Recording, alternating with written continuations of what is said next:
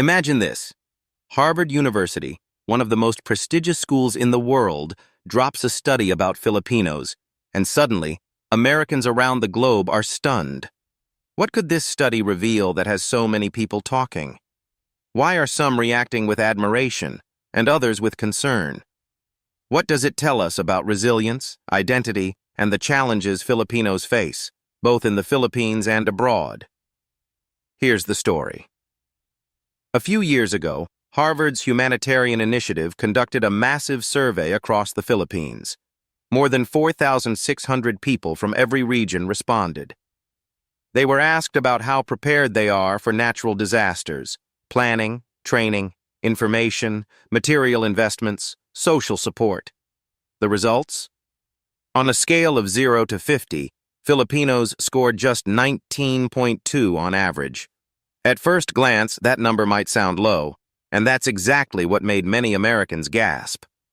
The Philippines is one of the most disaster-prone countries on Earth. Typhoons, floods, earthquakes, these are not distant possibilities. Yet, despite that constant threat, the survey showed Filipino families are still doing only about 38% of the kinds of preparedness activities experts consider necessary to stay truly ready. Since 2017, though, there has been some progress. The score was 13.5 back then, so in the years since, Filipinos have improved. But progress, as the study warns, isn't enough for a nation so exposed to extreme weather. What's holding people back? According to Harvard's research, social support scored the lowest among all areas, only 2.3 out of 10. That means very few people feel they belong to a group or know who to lean on when disaster strikes. Only 23% of households said they belonged to a community association. Just 16% know their local disaster risk officers.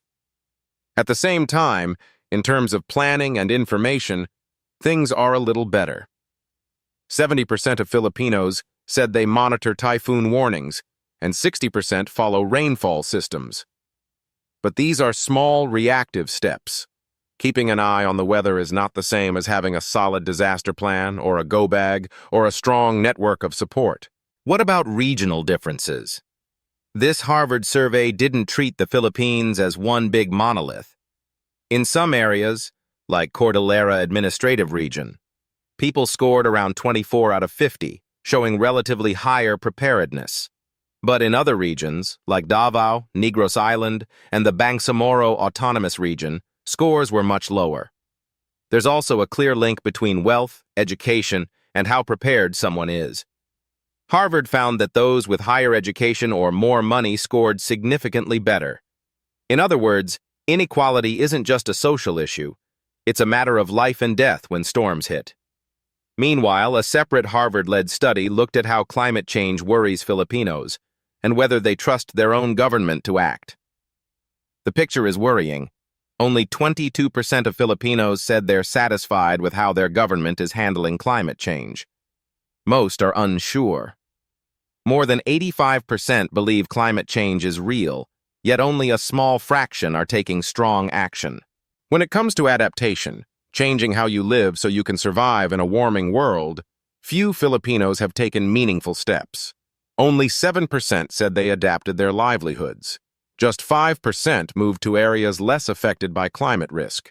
And guess who is most likely to act? Those with more money and those with more education. On top of all that, there's the mental health side. Harvard's own research shows that many Filipinos face huge barriers to accessing psychological support. The cost is often too high, and stigma is very real. Many are afraid of being labeled crazy or weak. Even though mental illness has become more visible during the pandemic, far too many Filipinos suffer in silence. So when Americans hear about Harvard's study, some feel admiration. They see a people who are deeply aware of the threats they face and yet still haven't built the systems they need. Others feel shock, sometimes guilt, that a country with so much risk doesn't have more resources to protect itself. And more than a few are calling for global help. Not just money, but stronger partnerships with local communities, better early warning systems, and real investments in mental health. But there's more to the Harvard Filipino story than just disaster and risk. There's identity, too. At Harvard, Filipino students have long pushed for recognition of their language and culture. Until only recently, Harvard didn't offer even a Tagalog course. That changed thanks to student advocacy and generous donors. Now, Harvard offers Filipino language classes. For many Filipino heritage Harvard students, this is a big deal. It reconnects them with their roots, strengthens community, and finally gives Southeast Asian culture a place on campus. It's a reminder that the Filipino identity isn't just about survival in disasters. It's also about heritage, community, and pride. But here's a question that Harvard's study makes impossible to ignore. Who is responsible for helping? Is it just the Philippine government? Or do wealthy nations have a role to play, especially given how climate change and global inequality are deeply linked? And what about mental health? Should global institutions step in to support culturally sensitive care in places that have low access? What do you think about all this? Are you surprised by Harvard's findings about Filipino disaster preparedness? Do you believe richer countries should help more? Drop your thoughts in the comments. I really want to hear your take. If you found this video eye-opening, please like, subscribe, and share it with your friends. Let's spread the word. The more people understand what's going on, the more pressure there is to make real change. Back to the story. One key takeaway from Harvard's study is that awareness alone is not enough. Knowing that climate change is real or that disasters can strike is one thing, but preparing for them, building community support, and investing in resilience is another. And right now, many Filipinos are still in the early stages of that journey. HHI, the Harvard Humanitarian Initiative, doesn't just publish reports. They work with local communities, policymakers, and civil society to turn data into action. They argue that investment should go toward training, community leadership, infrastructure, and networks, not just emergency response. Another powerful piece of the puzzle is education. Harvard's own survey shows that higher education strongly correlates with better disaster preparedness. That suggests that empowering Filipinos through education, giving them knowledge, tools, and access, could multiply resilience across the country. Then there's the issue of trust. Only a fraction of Filipinos trust their government's climate plans. Maybe what's missing is not just action, but transparency, accountability, a way to bring local communities into the decision-making process so they feel ownership over solutions. And mental health? The Harvard study raises deep flags. Too many Filipinos are held back by costs and by fear of stigma when seeking help. In a society where community is everything, why are there so few safe spaces to heal?